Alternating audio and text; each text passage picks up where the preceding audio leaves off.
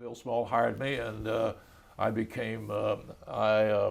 inherited David Brinkley's office at NBC. Brinkley, by this time, had gone to ABC to do the David Brinkley report on Sunday. And I was the chief Washington correspondent, and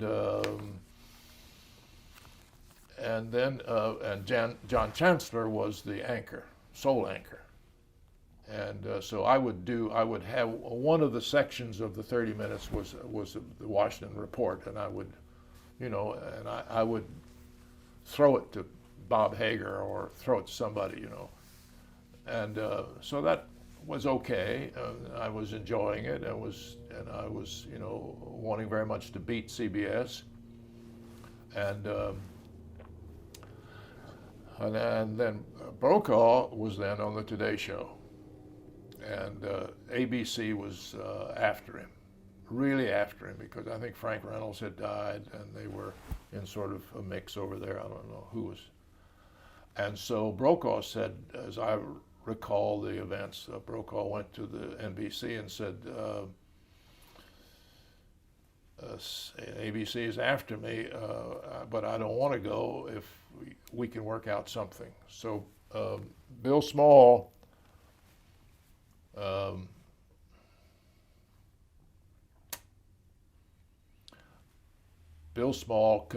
talked John Chancellor into giving up his anchorship in exchange for a nightly commentary, like the old Severide thing was, and that Brokaw would anchor in New York and I would anchor in Washington, because it was in my contract that I would succeed John Chancellor upon his retirement. And so I said, you bet, we'll do it. I got to stay in Washington, Brokaw got to stay at NBC, and so off we went. And it never worked, because there's no logic, I must say, there's no logic to having the guy in Washington talking about the Middle East or the Soviet Union or the Pacific Rim. The guy in Washington ought to be talking about Washington and the Washington politics. But I insisted that the anchoring be co-equal, that I would not allow myself to be confined to this little Washington corner of the broadcast, because I was a co-anchor, I wasn't sub-anchor. And the illogic of that doomed the broadcast. Brokaw became the sole anchor, and I was assigned the president of NBC at the time was Larry Grossman, and he said, we'll do a weekly special. We'll do a weekly, we'll do a weekly an hour. And so it started off, and it was called American Almanac, and it was a potpourri of stuff, and there was no there, and it failed, and we had assembled a production staff, Ed Fooey, Bob Chandler,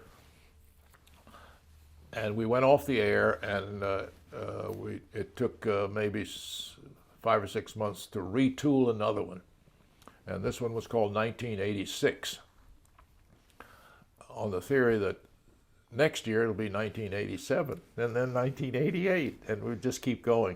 But it never got to be anything but 1986. So finally,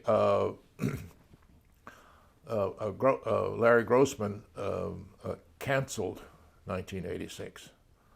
The ratings were down, even though the president of NBC hoped it would stay on, but Grossman killed it, and I